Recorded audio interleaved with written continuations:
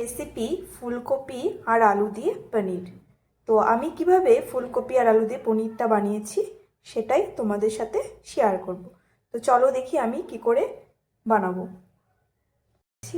এখানে পনিরটাকে কিউব করে কেটে নিয়েছি, আর এখানে নিয়ে নিয়েছি আলু, আর ফুলকপিটাকে হালকা বয়েল করে দিয়েছি, আর নিয়ে নিয়েছি অল্প একটু টমেটো।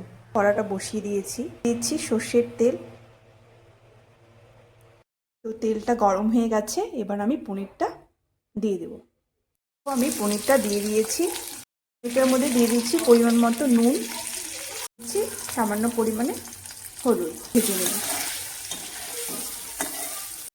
ওই একই তেলে আমি আলুটাকেও হালকা করে ভেজে নেব। আলুটা আমি লাল লাল করে ভেজে নিয়েছি। নুন হলুদ দিয়ে ভেজে নিতে হবে। দিয়ে দিচ্ছি পরিমাণ মতো লবণ, আর দিয়ে দিচ্ছি পরিমাণ মতো হলুদ। এটাকে একটু লাল করে ভেজে নেব। ভেজে নিয়েছি, আলু পনির সব ভেজে নিয়েছি। এরপর আমি ফোড়ন দিয়ে দেবো। ফোড়নের জন্য এখানে দিয়ে দিচ্ছি পরিমাণ মতো সর্ষের তেল। এখানে আমি একটু গরম করে নিয়েছি।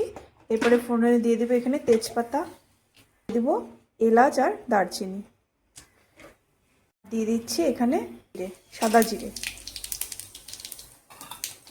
দেখো ফোড়নটা একটু ভেজে নিয়েছি। এবার এখানে দিয়ে দেবো আদা বাটা, লঙ্কা বাটা, ধনে গুঁড়ো, এখানে জিরে গুঁড়ো, লবণ, লবণটা পরিমাণ মতো দিতে হবে, হলুদ গুঁড়ো, আর দিয়ে দেবো সামান্য পরিমাণে জল। জলটা দিয়ে মশলাটা একটু কষিয়ে নিতে হবে। মশলাটা আমার ভালো করে কষানো হয়ে গেছে, তেল ছেড়ে দিয়েছে। অ্যাড করে দিচ্ছি এই কেটে রাখা টমেটো, হালকা ভেজে নিয়েছি। এরপর আমি এখানে ভেজে রাখা আলুগুলো দিয়ে দিচ্ছি, ভেজে রাখা ফুলকপি, জল দিয়ে সামান্য পরিমাণ জল দিয়ে দিয়েছি। এবার ফুলকপিটা আর আলুটা মশলার সাথে ভালো মতো কষিয়ে নিয়েছি। এখানে পরিমাণ মতো জল ভালো করে ফুটিয়ে নিয়েছি। এবার এর মধ্যে আমি ভেজে রাখা পনিরগুলো দিয়ে দেব। এবার একটু সেদ্ধ করে নিতে হবে। তো ফুলকপি, আলু, পনির সব কিছু ভালো মতো ফুটে গেছে। এখানে দিয়ে দেব ঘি, দিয়ে দিচ্ছি গরম মশলার গুঁড়ো। গরম মশলার গুঁড়ো আর ঘি দিয়ে দিয়েছি।